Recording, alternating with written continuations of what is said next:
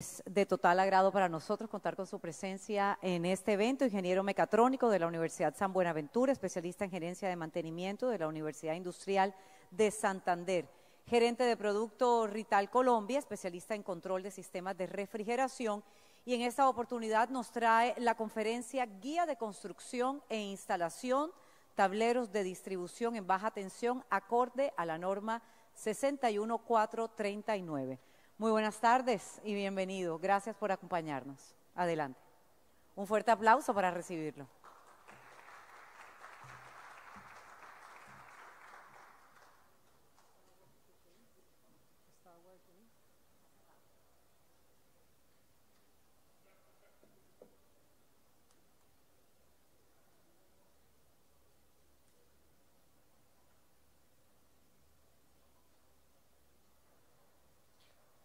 Hola, buenas tardes.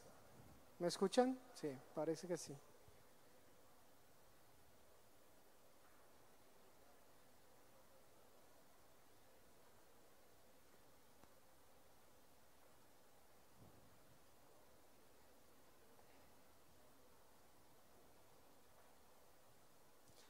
Listo. Damos comienzo. El día de hoy vamos a hablar sobre el tema de tableros en baja tensión. Es un tema que vamos a tratar desde la normativa. Antes de arrancar, les voy a presentar a Rital. Algunos conocen a Rital, otros de pronto han trabajado y la idea es que conozcan un poco más. Y los que están nuevos, pues que sepan quién es Rital. Rital es una compañía alemana con 60 años en el mercado.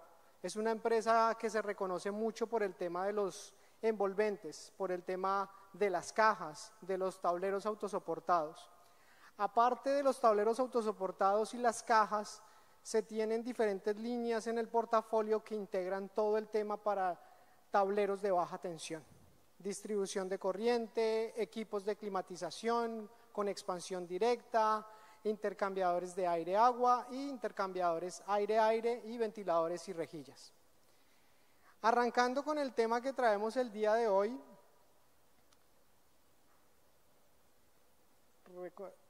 mientras pasa aquí, todos los tableros de baja tensión tienen que cumplir un estándar. A nivel internacional se encuentran básicamente dos, son los más relevantes, los que existen. Por un lado está el más utilizado a nivel mundial, que es el europeo, el IEC. Por el otro lado está el de UL, que se reconoce mucho para la parte de Norteamérica y Canadá.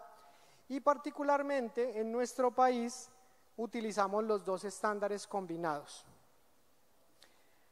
¿Para qué son los estándares? Entonces muchas veces cuando hacemos presentación, cuando hacemos acompañamiento, cuando llevamos las alternativas y las soluciones que tiene Rital, nosotros empezamos a identificar que los estándares se vuelven una camisa de fuerza, una camisa que no nos permite hacer cosas inseguras. Entonces el estándar viene siendo más unas reglas de buenas prácticas para tener un tablero de baja tensión seguro. ¿Seguro para quién? Seguro para las personas y seguro para la confiabilidad del proceso. En esos dos grupos se va a mover los estándares o esas buenas prácticas para poder hacer un tablero bajo un estándar, ya bien sea IEC o UL. El estándar que tenemos nosotros, aparte de que están estos dos, IEC y UL, tenemos un estándar local. ¿Cuál es nuestro estándar local? Todos lo conocemos y es el RETI. El RETI este año tuvo una renovación, tuvo una actualización. Y esta actualización básicamente nos dividió todo lo que veíamos en 4 libros. Y esos 4 libros se ajustaron un poco más a las normas internacionales. Nos vamos a enfocar mucho en la parte de IEC. ¿Por qué en la parte de IEC? IEC dentro del RETE tiene el mayor porcentaje de participación, es decir, IEC es la mamá, podríamos decirlo, del RETI. Es una documentación del IEC la que abarca mucho de los temas que se tratan en RETI. Y el restante viene siendo la parte de UL. Dentro de esos estándares que tiene RETI vamos a encontrar 20 puntos que nos van a hacer la exigencia para tener un tablero certificado bajo normativa RETIA. Esos 20 puntos se ajustan en la mayor cantidad de veces o de posiciones en la parte de la IEC. ¿Qué nos dice la IEC? Y aquí ya empezamos a verificar o a entrar en detalle con la norma IEC 61439, que es la que nos regula la parte de tableros de baja tensión. La primera definición que nos da la norma es quién es el responsable de un tablero en baja tensión. Y esta norma nos entrega dos responsables del tablero en baja tensión. Hay un responsable que se va a llamar fabricante original y otro que se va a llamar fabricante integrador. ¿Cuál es la función del fabricante original? El fabricante original lo que hace es desarrollar productos de ingeniería para ser aplicados y para ser integrados. Entonces aquí está, por ejemplo, Rital, con todo el tema de los envolventes, la distribución, los soportes de barra, y los entrega bajo 3 métodos de verificación. Bajo verificación de la norma, de cálculo y de ensayo destructivo. Después de que tiene todo su portafolio totalmente acorde a la norma, le hace la entrega al fabricante integrador, que es la empresa que se encarga de hacer la magia, de llevar todos los productos y entregar un tablero totalmente armado. ¿Cuál es la función de ellos? Acatar todas las recomendaciones que hace el fabricante original, que fue el que diseñó el producto, integrarlo, ensamblarlo y al final tener un gabinete conforme a la IEC 61439, raya 1 y 2. Ya vamos a ver de qué se trata raya 1 y 2. Este vendría siendo un diagrama de flujo de lo que haría la responsabilidad o quiénes son los responsables de un tablero en baja tensión. Está por un lado el fabricante, aquí estaría Rital, tiene sus soportes de barras, sus envolventes, y el integrador es el que hace todo el ensamble y lo integra junto con otros productos. Aquí un plus muy importante de Rital, y es que los equipos que van a ir internos también tienen certificación para trabajar con la familia de Rital, es decir, barras y envolventes.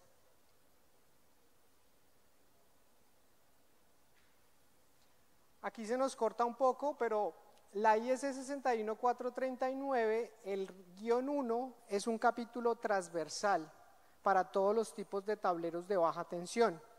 El primero de ellos, muchas gracias, ya estaba pensando que había un golpe blando. Teníamos acá el IEC, que es para tableros de potencia, de distribución. Hay tableros acá en el raya 3, que es el capítulo número 3 de la norma, para los tableros que van a ser usados por personal no capacitado.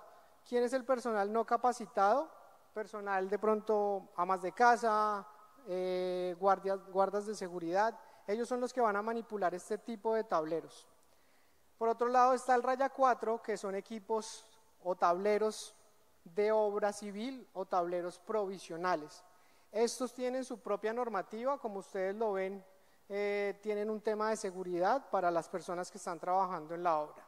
El raya 5 viene siendo un tablero para temas de obras de redes públicas, que tiene unos capítulos y unos apartes adicionales para tener unos estándares de confiabilidad.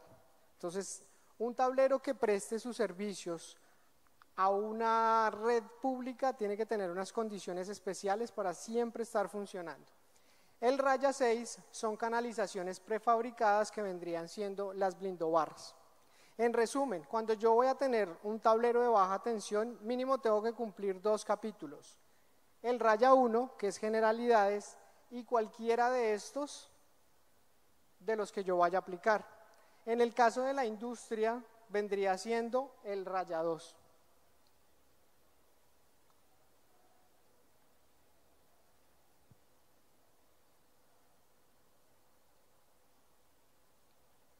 ¿Qué tenemos dentro de la primera parte de la norma? Y es cómo garantizo yo que la ingeniería que apliqué en los productos sean de productos que cumplen con la norma. Entonces ya lo veíamos en el diagrama anterior. Hay tres métodos de verificación. Yo puedo verificar por ensayos destructivos, por verificación mediante cálculos, ya vamos a ver un ejemplo de ellos, y verificación por el mismo cumplimiento de la norma. Arrancamos con los más importantes, por llamarlo de alguna manera, por los más relevantes, por los que debemos tener en cuenta sobre todo para esos dos objetivos que tenemos, y es la confiabilidad del proceso productivo, por ejemplo, en una empresa, y para el tema de seguridad de las personas. En total, la norma abarca 13 puntos. Aquí podemos ver los apartados de la norma y cuáles yo puedo hacer por ensayo, cálculo o por la misma norma.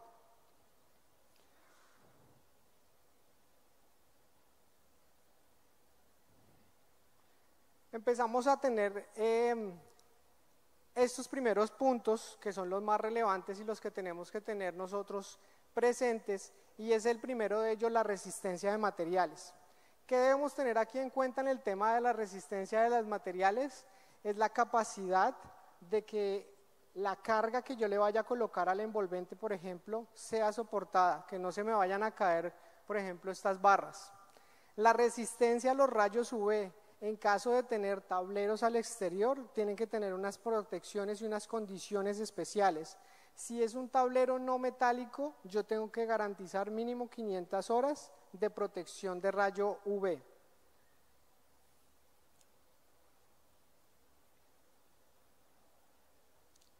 Está la parte de elevación, es algo que no trabajamos nosotros localmente en Colombia. Los clientes o los usuarios de tableros de baja tensión no hacen exigencias sobre la elevación de sus tableros. Esto en la IEC sí es fundamental. Y ahora en el RETIE también es una exigencia. Esta es una de las nuevas actualizaciones que tiene el RETIE.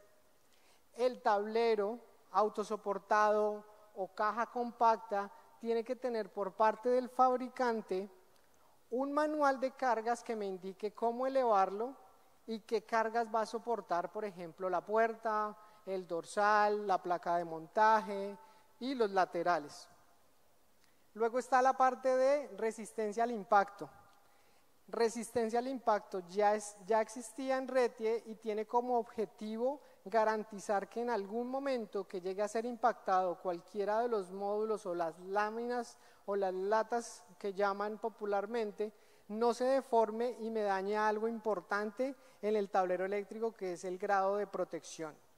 El marcaje, sí o sí el marcaje tiene que estar siempre visible, tiene que estar dirigido a qué parte o a qué sección trabaja ese tablero eléctrico.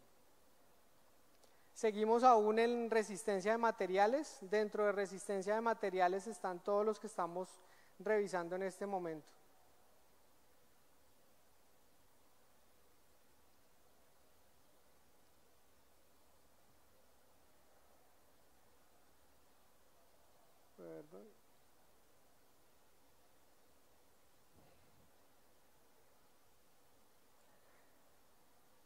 Después de resistencia de materiales venimos al segundo, que es el grado de protección, y es el más importante en un tablero de baja tensión y al que menos importancia se le da. A nivel país, el grado de protección es lo que menos cuidamos, lo que menos solicitamos. Tener un gabinete IP54 o IP55 o IP66, la diferencia está en las prestaciones y obviamente también en el tema económico. Cuando nosotros escogemos un tablero IP66, tenemos que garantizar que ya en funcionamiento siga siendo IP66. ¿Por qué? Porque muchas veces lo que hacemos es tomar ese tablero y empezarlo a degradar con las intervenciones que estamos haciendo. Más adelante vamos a ver alguno que usualmente tenemos ahí en nuestro país. El IP son dos números y me indica la cantidad de elementos sólidos, el primero de ellos, que permite o que se ingrese al tablero. Entonces, cuando tengo 1 o cuando tengo 0, yo permito entrada de sólidos. Y cuando tengo un 5 o un 6, quiere decir que esto es totalmente estanco al polvo. Y aquí viene un tema para la gente de mantenimiento, para la gente que está en las industrias. La parte de mantenimiento sufre mucho porque se le ingresa el polvo. El polvo aísla los contactos y esos contactos lo que hacen es perder las señales de control de proceso y parar la máquina. Entonces muchas veces, por no cuidar este grado de protección, vamos a tener paradas de planta sin necesidad. El segundo dígito hace referencia a qué tanta protección tiene contra el agua. En la mayoría de las industrias hay riesgo de que el agua ingrese al tablero. Entre más alto sea ese número, mucho más protección va a tener el tablero para el tema de ingreso de agua.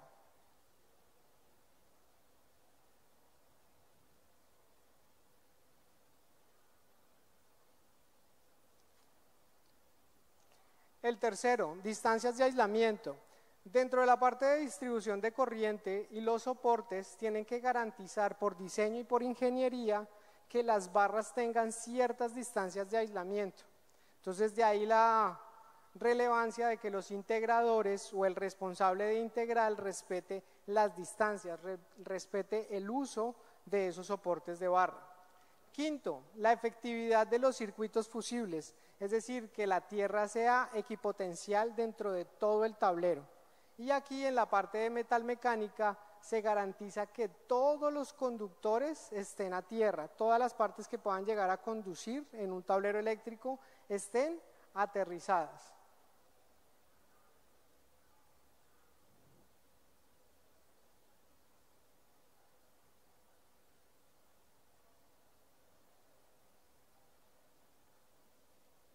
No pasa. Montaje del barraje. Este hace parte, sobre todo, la responsabilidad del integrador, de quién es el que me ensambla estas barras. Dentro de Rital hay un software que te desarrolla bajo un diagrama unifilar y bajo un nivel de cortocircuito todo el diseño de este barraje y la selección de las piezas que yo necesito para poder cumplir con la norma. Pero aquí lo importante es el tema del torqueo, respetar las distancias, tener todo controlado y según el fabricante original para que yo pueda tener esto bajo el estándar. Octavo, uno de los más importantes y que casi nadie cumple acá, ingreso de cables y salida de cables. Entonces debemos aplicar técnicas para salir del tablero y para ingresar al tablero. Esto es lo que menos cumplimos y el que afecta el punto número 2, que es el IP. Entonces vamos a tener acá malas prácticas sobre los pisos, que es la mayoría de veces por donde se hace el ingreso y la salida de los cables.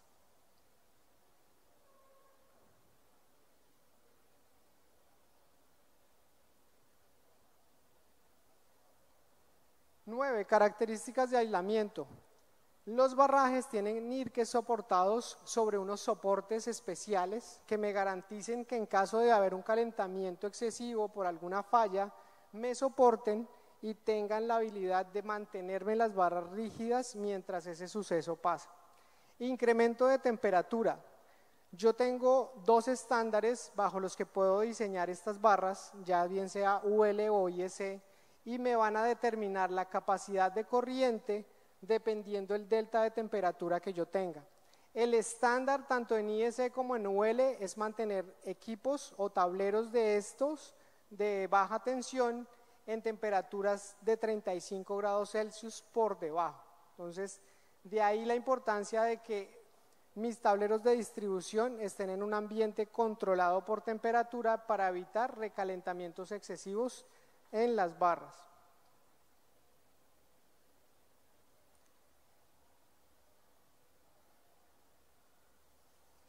Resistencia al cortocircuito, que hace parte de una seguridad que tienen los tableros de baja tensión, una seguridad pasiva.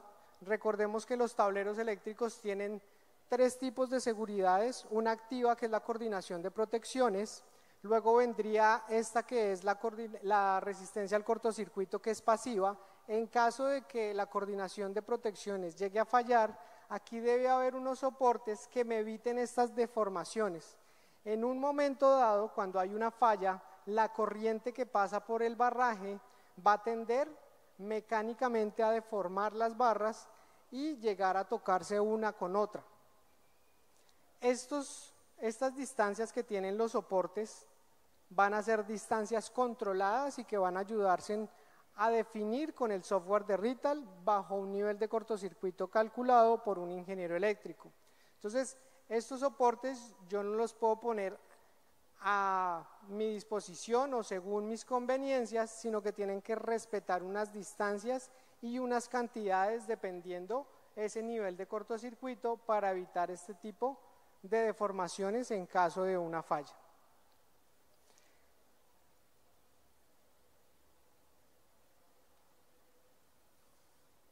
El tema de protección contra arco eléctrico, que es una inclusión que tiene el RETIE este año, a partir de 4.000 amperios y 65 kiloamperios de nivel de cortocircuito, yo voy a tener que cumplir estas directrices de la 61641.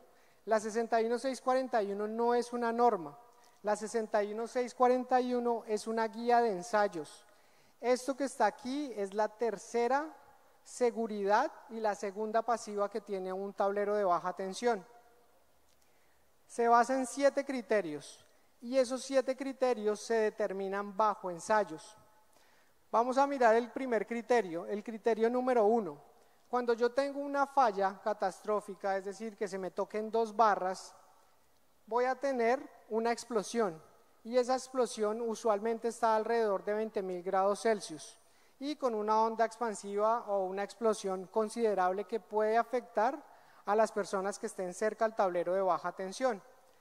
El primer criterio me dice que todas las puertas, todos los paneles del tablero o del envolvente tienen que quedar adosados al tablero y que tengo que garantizar por lo menos un grado de protección de IP1X, es decir, que no me quepa ninguna mano al interior del tablero. Esto con la idea o con el objetivo de proteger a las personas que vayan a hacer la revisión de lo que pasó en ese tablero de baja tensión. Criterio número 2, ninguna parte interior o del tablero puede salir volando. Partes de 60 gramos por encima no pueden salir volando porque se me convierten en un proyectil. Tercer criterio, no se me pueden formar agujeros durante la explosión en el tablero o en la envolvente. Criterio número 4, se colocan unas mamparas o unos testigos en algodón que lo que hacen es simular la ropa de las personas para saber si la explosión o la temperatura me afecta a las personas que están alrededor del tablero. El criterio número 5 es la puesta a tierra y la equipotencialidad que tenga mi tablero. Que todos los paneles del tablero sigan anclados a tierra y que si hay algunas partes vivas estén descargándose directamente a tierra. El criterio número 6 se define desde el área de metal mecánica o desde el punto de vista de metal mecánica una sección donde están las barras y se confinan, como para tratar de que la explosión se minimice y salga la menor cantidad de energía hacia el exterior. Y el criterio número 7 es poder liberar el tablero o proteger el tablero de manera predictiva con unos sensores adicionales y que me disparen el circuito aguas arriba de este tablero de baja tensión. Cuando yo cumplo los primeros 5 criterios me puedo llamar clase A y para RETIE estaría bien cumplir con el clase A de 4.000 amperios o 65 kiloamperios de nivel de cortocircuito.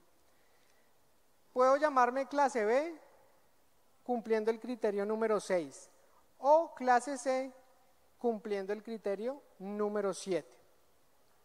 Entonces de ahí la importancia, y esto también es una actualización, este tema del ARC flash o la protección de arco eléctrico para los tableros solamente estaba presente en celdas de media tensión, no estaba presente para tableros de baja tensión. ¿Dónde es más importante o más relevante tener estas protecciones? En tableros donde tenemos usualmente circulación de personas alrededor. Las celdas de media tensión son celdas que están casi que protegidas, celdas que están bajo llave, celdas donde yo para poder ingresar tengo que ser un personal o una persona capacitada con trajes de kilocaloría. Digamos que ahí había sentido de usar el tema de la protección de arco eléctrico, pero hace aún más sentido de que los tableros de baja tensión cumplan con esta parte de protección de arco eléctrico, porque el riesgo hacia las personas es latente. Yo siempre trato de comparar la seguridad del tablero eléctrico, esta sería la tercera, con los frenos de los carros. Un carro tiene una seguridad activa que serían los frenos. Para el tema o para el caso de los tableros de baja tensión sería la coordinación de protecciones. Luego tengo en los carros una primera seguridad pasiva, que vendrían siendo el ABS. En los tableros eléctricos vendría siendo el nivel de cortocircuito, que es la cantidad de soportes que yo le pongo a la barra para evitar que ellas se toquen entre sí. Y el tercero, que es cuando ya es inminente la falla, como en los carros, tengo una segunda seguridad pasiva. Esa seguridad pasiva viene siendo los airbags, ya para evitar que se me haga el menos daño posible. Y este señor que está acá vendría siendo el airbag de los tableros de baja tensión, el Air Flash Protection. Entonces, para que lo tengan dentro de sus objetivos, y es en algún momento, dependiendo de la corriente o el nivel de cortocircuito, tengan que llegar a cumplirlo. Muy importante, sobre todo para la salud de las personas o para la protección de las personas.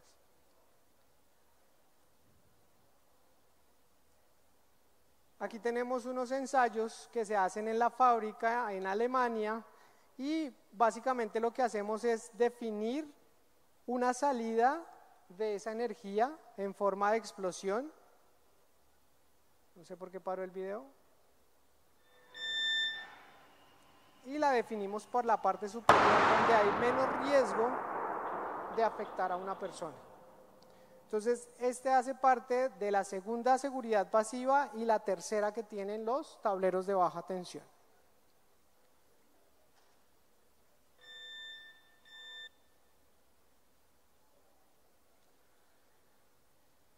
Usualmente, cuando yo desarrollo un tablero o de distribución o un tablero de distribución con control, voy a poder aplicar la norma, la 61439, para los dos casos, y me va a generar, o tengo que generar por buenas prácticas, algo que se llama verificación de diseño y dejarlo dentro de los documentos del proyecto.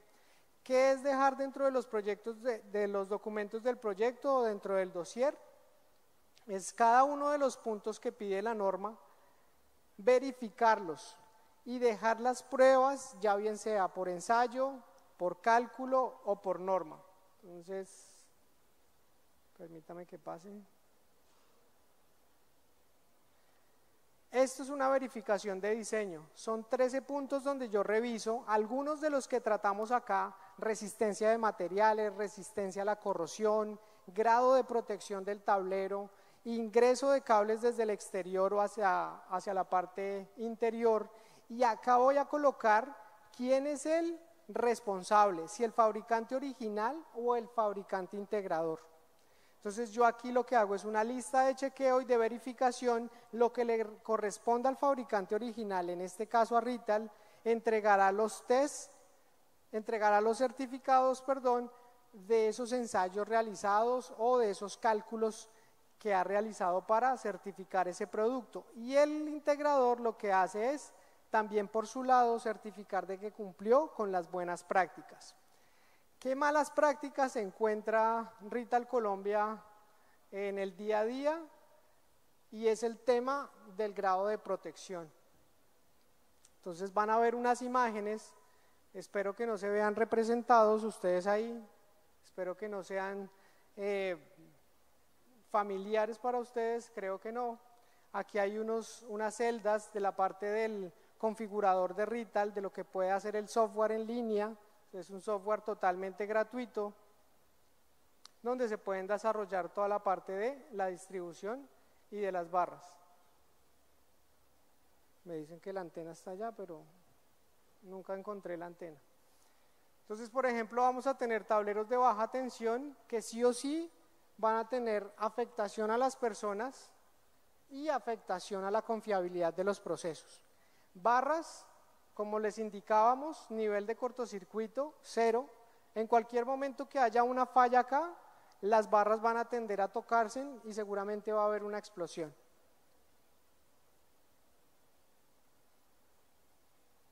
Ingreso de cables. Entonces, esto es lo que más se ve, el ingreso de cables, y por acá voy a empezar a tener problemas de protección hacia los equipos. Y al final, si se me para un equipo, se me está parando un proceso productivo, que es lo que más cuesta.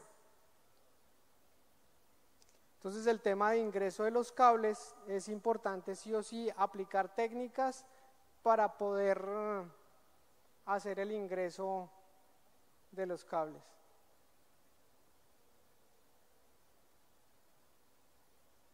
Ingreso de cables es de lo que más sufrimos, es lo que en realidad da al tablero un grado de protección.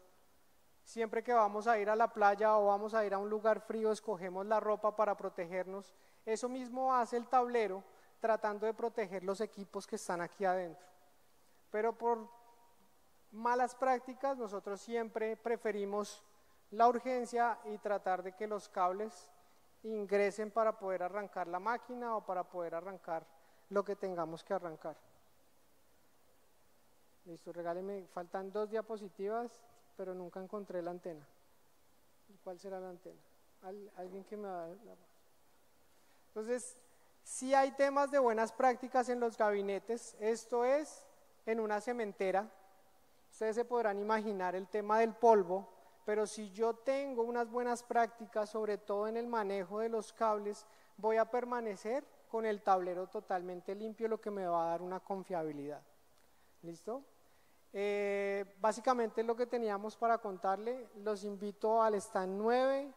Estamos dispuestos a hacer el acompañamiento, poder brindar más información, poderlos acompañar en las diferentes soluciones que tengan. Muchísimas gracias. Un fuerte aplauso. Muchísimas gracias al señor Oscar Salamanca por su presentación. Los invito a ver el siguiente video.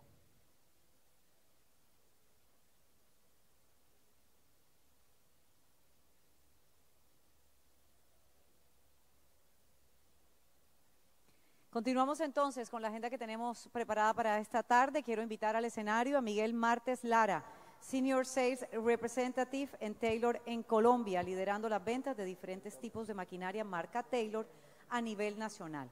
Es un profesional en ingeniería mecánica especializado en gestión eficiente de la energía con 20 años de experiencia. Viene a hablarnos